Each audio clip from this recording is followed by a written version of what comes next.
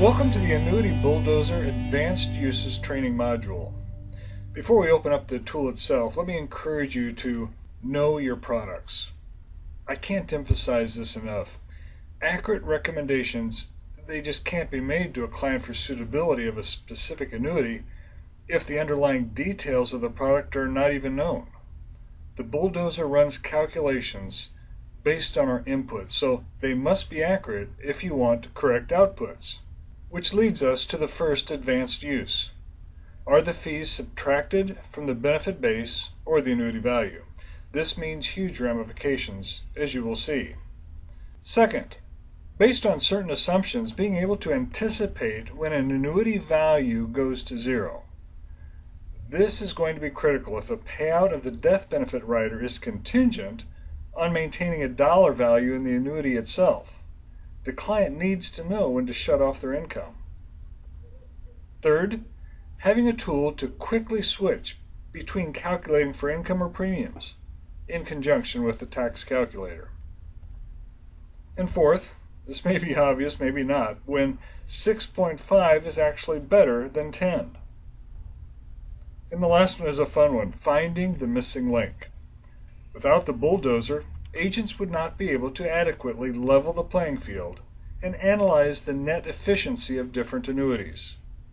That is a lot to cover, so let's just go ahead and jump right in and open the Annuity BullDozer and work our way through these 5 advanced uses. I don't have any prepared script, so let's just work our way through.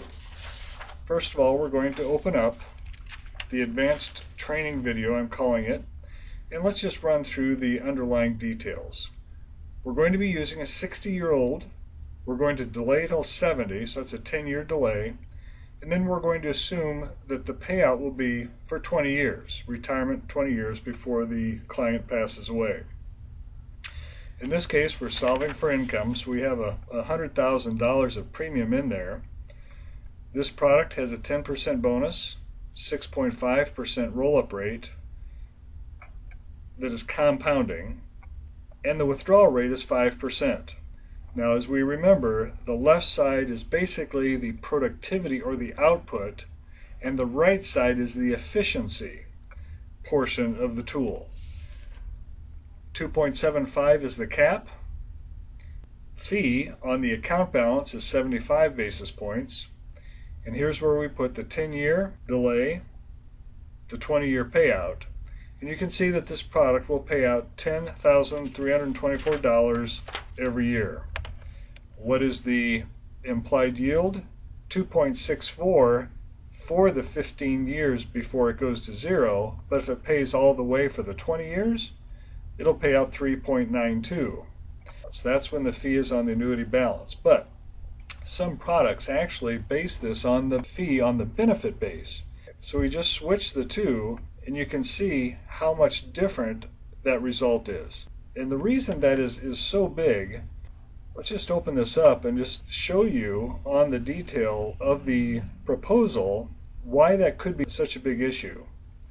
If you look at this graph that is on the proposal for the client, the benefit base is guaranteed to grow up. And if it's 75 basis points off that value, you can see that it is going to be significantly more than the underlying annuity values.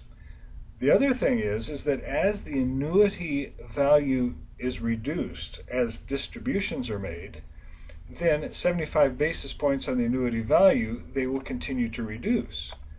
But if it's 75 basis points on the benefit base, and so you're going to be paying 75 basis points all the way across, thus you can see it reduces by a whole year when the annuity value goes to zero.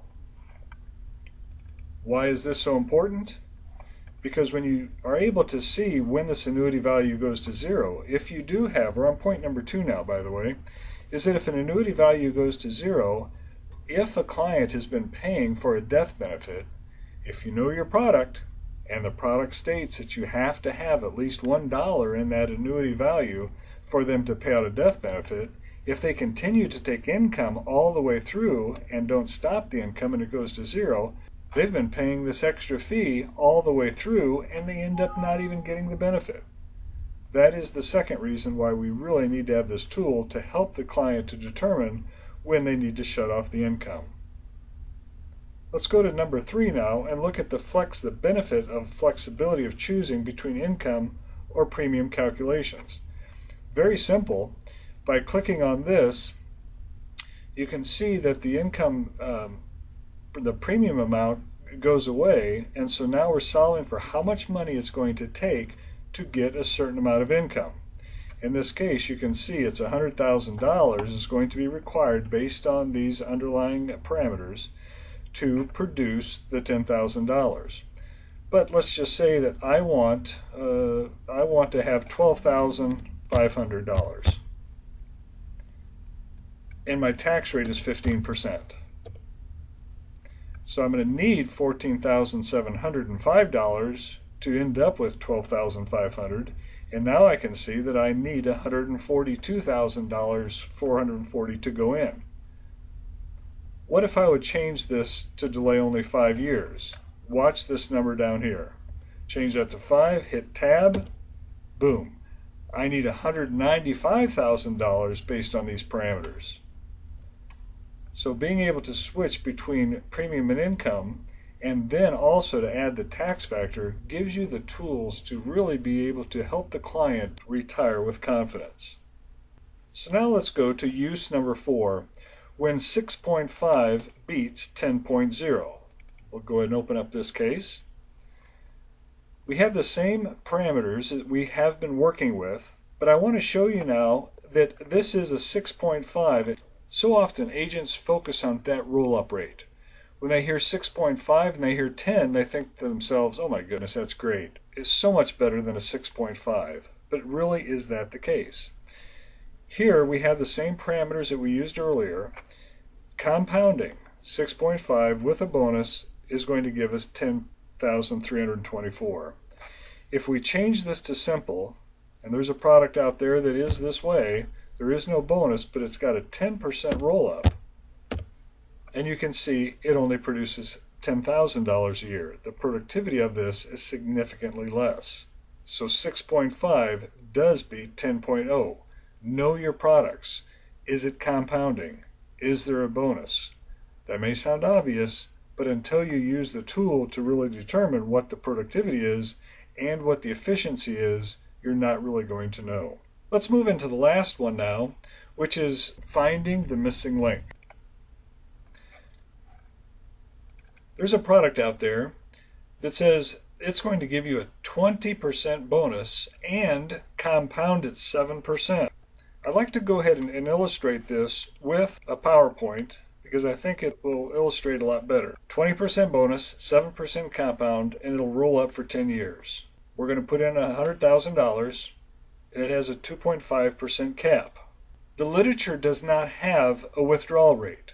And so you assume this individual is 65, they're going to delay 10 years, so we're looking at 75 years old. Surely it's probably going to be 5.5 based on the traditional industry rates. And so you're anticipating a significant annual income, $12,000, almost $13,000, because they do not have in their literature the withdrawal rate. What you need to do is to submit the information and they will present and offer to you a proposal. These are the numbers that are guaranteed. And I look 10 years into the future, I can see that it's going to pay out $9,678. So what you need to do is to work in reverse. Put in the $9,678. How do we get there? What we end up having to do is to put in 4.1% to end up getting this number. We're working backwards. We don't know what this is, so we keep playing around with this number until we get the actual contractual guaranteed amount. What was also sobering to me was to realize that as we looked at the contract, the rollout rate, it did not matter what age it was, the withdrawal rate was right around 4.1%. It was just shocking. So the agent does not have the full picture unless he has a tool like the Annuity BullDozer to properly assess the different annuities and their outputs and their efficiencies to properly and to fully be able to recommend the suitability of a particular annuity to your clients. Thank you for watching these advanced uses, and I'm sure that as you familiarize yourself with the tool, you will find many more ways that the Annuity BullDozer helps you to level the playing field.